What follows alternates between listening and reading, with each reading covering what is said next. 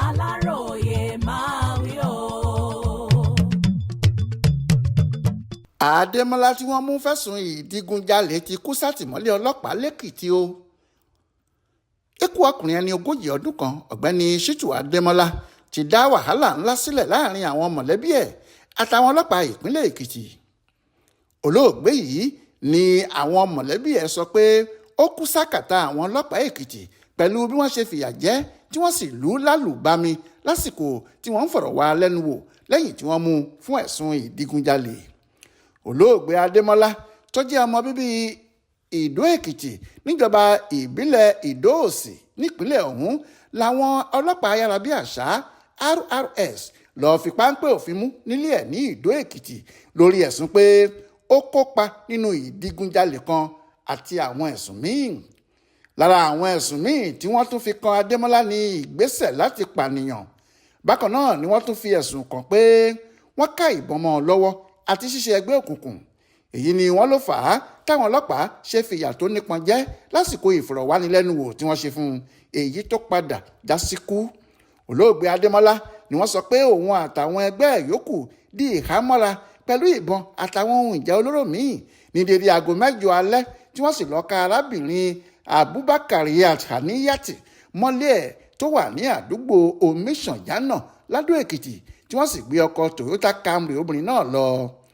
Àwọn ohun míì tí wọ́n tún gbé lọ gẹ́gẹ́ bí àwọn ọlọ́pàá ṣe sọ ní iPhone Pro 12 tí owó ẹ̀ tó $750,000 náírà 750,000 naira, góòlù ọrùn tí owó ẹ̀ tó $600,000 náírà 600,000 naira, fóònù Infinix tí owó ẹ̀ tó $1,100 náírà 120,000 naira, fóònù Nokia tí owó tiẹ̀ jẹ́ $55,000 náírà 55,000 naira àti owó tó tó bí $50,000 250,000 naira. Bákan náà ni wọ́n tún gba káàdì ATM àtàwọn dúkìá olówó iyebíye míì. Adémọ́lá ti kọ́kọ́ jẹ́wọ́ lásìkò ìfọ̀rọ̀wánilẹ́nuwò tí àwọn ọlọ́pàá ṣe fún un pé lóòótọ́ lòun àtàwọn ẹgbẹ́ òun ṣe ẹ̀ṣẹ̀ náà. Bákan náà ló tún jẹ́wọ́ nínú fídíò náà pé òun lòun máa ń kó ìbọn fáwọn adigunjalè lákòókò tí wọ́n bá fẹ́ lọ jalè wọn. Bẹ́ẹ̀ ló sọ pé ọmọ ẹgbẹ́ òkùnkùn ẹyẹ lòun. Lásìkò tí wọ́n lọ wo ilé ẹ̀ ni wọ́n bá ìbọn double barrel tí wọ́n kì pẹ̀lú ọta àti ìbọn ìléwọ́ àgbélẹ̀rọ kékeré nínú ilé ẹ̀.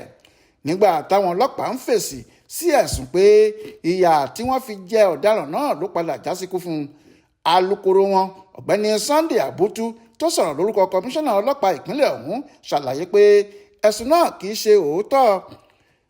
Wọ́n ní ọ̀nà kan pàtàkì láti ta ẹrẹ̀ ba orúkọ iléeṣẹ́ ọlọ́pàá ni. Nínú ìwé kan tí alukoro náà fọwọ́ sí lórúkọ kọmíṣánná tí wọ́n gbé jáde ni wọ́n ti sọ báyìí pé iléeṣẹ́ ọlọ́pàá ìpínlẹ̀ Èkìtì kẹ́dùn gidigidi pẹ̀lú àwọn mọ̀lẹ́bí olóògbé náà. Bákan náà la sì tún fẹ́ fi tó yín létí pé irọ́ ńlá ni pé àwọn ọlọ́pàá fìyà jẹ ọ̀daràn náà títí tó fi kú ni. Wọ́n fi kún un pé irú ọ̀rọ̀ bẹ́ẹ̀ jẹ́ iṣẹ́ ọwọ́ àwọn ọ̀daràn kan láti bà orúkọ àwọn ọlọ́pàá jẹ́ kí àwọn ọ̀daràn lè rí àyè láti máa ṣiṣẹ́ ibi wọn nípínlẹ̀ Èkìtì. Àwọn agbófinró fi kún ọ̀rọ̀ yìí pé àwọn tí wọ́n parọ́ pé ọlọ́pàá ló lu ọ̀daràn náà títí tó fi jáde láyé kò lè jáde láti mú ẹ̀rí tó dájú wá. Wọ́n fi kún un pé ọ̀daràn náà àtàwọn ẹgbẹ́ yòókù ni wọ́n dojú ìjà kọ ara wọn lásìkò tí wọ́n wà látìmọ́lé. Ọ̀kan lára àwọn ọ̀daràn náà tí orúkọ rẹ̀ ń jẹ́ Muhammed Lawal ló gé olóògbé Adémọ́lá jẹ kí ọlọ́pàá tó ń ṣọ́ yàrá ibi tí wọ́n fi wọ́n pamọ́ sí tó dé.